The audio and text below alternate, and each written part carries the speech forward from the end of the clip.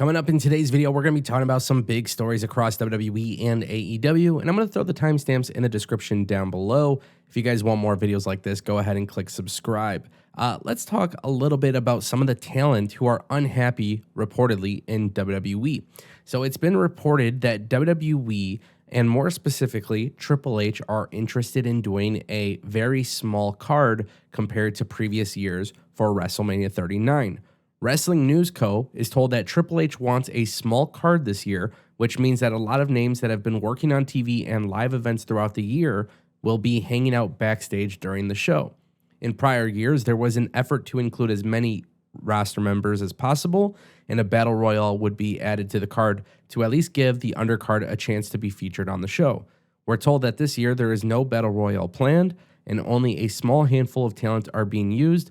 There's also some unhappiness about some of the slots on the show being used by legends and celebrities. Obviously, things could change, but those we spoke to were not happy about being involved in the company's. People were not happy about not being involved in the biggest show of the year, obviously in Los Angeles. Now, obviously, there's going to be a lot of people who disagree with this decision. With that being said, I just kind of want to throw this out there. For WWE to not include everybody on WrestleMania, you're damned if you do, you're damned if you don't. I think you definitely want to get as many people as possible showcased on the biggest show of the year. But also, you want the biggest and the best stories to be featured on the show as well. I think what Triple H could do to satisfy some people, it doesn't have to be a battle royal. But for some of the talent who are missing out on WrestleMania, I would say utilize the kickoff show. It's something that we haven't seen WWE do for most of 2022, but I think it would be a good idea to bring back the kickoff show in a way where you can have one or two matches, multi-man matches. You don't have to do storylines for them. You don't have to do anything big for them. They're not a major selling point, but just allow some people to go out there in front of the crowd, get the crowd ready and warmed up for WrestleMania. That's what I would do. I think it would be a good idea for WWE to go that route, and most importantly, I think it would get a lot of talent to just feel a little bit more comfortable with the decisions being made in this company. Today's video is brought to you by our good friends at Wrestling GM. It's a free-to-play mobile game available on iOS and Android, and it allows you to take full creative control of your own wrestling promotion. The best part is the options are endless. You have the abilities to create a show that has a minimum of 90-minute runtime. So therefore, you can set up promos, debuts, backstage attacks. You could set up some matches, and by the way, the match types are absolutely sick. I don't remember the last time I've seen a Inferno match or Buried Alive match on TV anyways, and thankfully this game allows you to do all of it with full control. Now, the cool thing is this game also has a really dope community on Reddit, so if you guys see me on there, make sure you say hi. I've been playing it for the last few days, and I want you guys to join me. So to get started, go ahead and check out the link in the description. Thank you to Wrestling GM for sponsoring today's video. I want to turn our attention to Kenny Omega. Yes, we're obviously going to be following the story quite a bit with Kenny Omega potentially going to WWE. But during a PW Torch audio show, Wade Keller talked about Omega's potential WWE move. He specifically says that he hasn't independently verified rumors of WWE being interested in Omega. I have confirmed that they are aware of Omega's open-mindedness to come to WWE. That's what I've been told, that he's open-minded to landing in WWE before his career is over. The attitude is not, I love AEW, I'm going to stay here forever. That is not apparently the belief within WWE.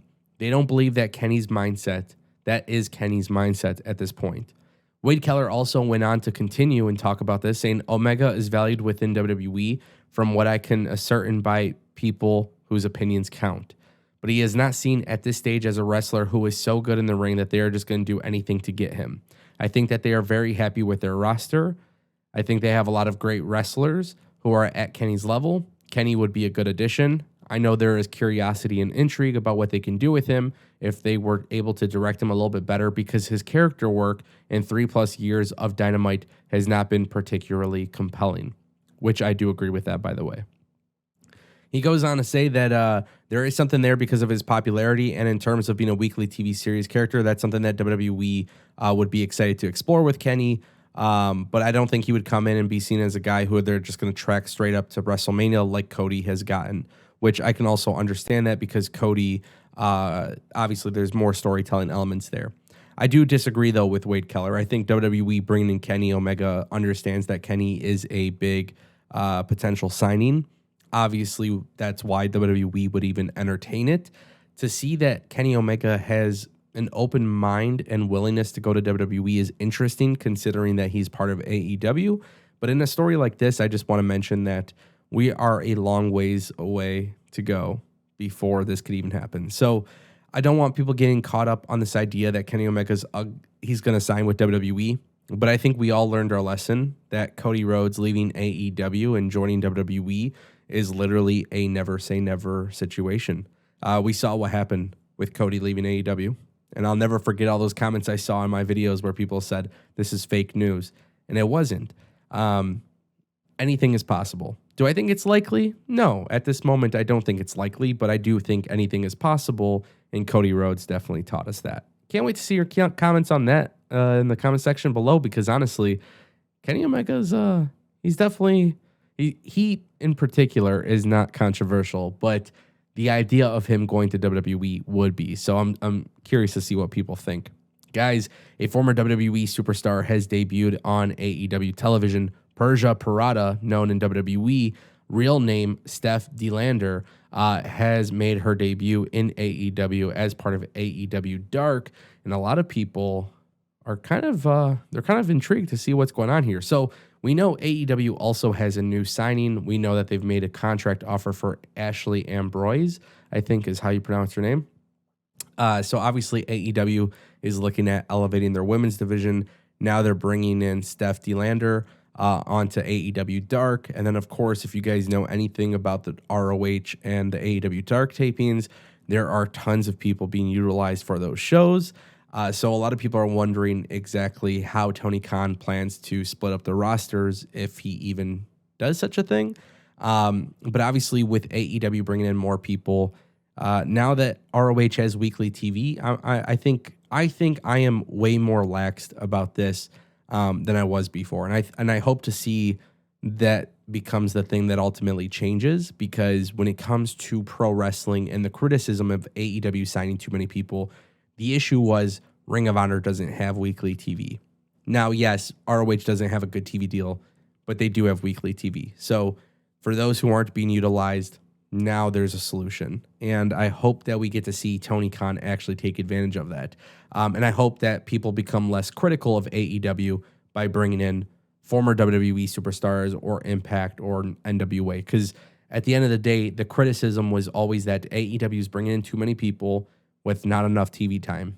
Now he's got AEW Dark, AEW Dynamite, AEW Rampage, Dark Elevation, and Ring of Honor. Granted, Dark and Elevation don't really count for me, but between Rampage, Ring of Honor, and Dynamite, I feel like we should be able to see that problem go away, which excites me. I think that's a good thing, and I think a lot of people are criticizing Ring of Honor literally for no reason. You haven't even watched it yet. Maybe just be a little bit more open-minded to it. It's got a pretty stacked roster, and most importantly, we don't know where Steph DeLander goes, but we know that she makes her debut for AEW and could potentially be a signing for Ring of Honor. And when you see that they've already announced a new signing, there's just a lot of things happening with AEW that I think within time, it's not going to happen overnight, but within time, I think it's going to start pulling fans back in a little bit. So I want to know what you guys think in the comment section down below. Obviously, a lot of things happening in the world of wrestling. Kenny, Triple H, Steph DeLander. Guys, that's the beauty of this channel. We're going to cover it all. But if you guys want more videos, go ahead and click that subscribe button. It would be greatly appreciated. Obviously, we're trying to hit 100,000 subscribers. So with that being said, I'll see you guys next time. Thank you for watching. Peace.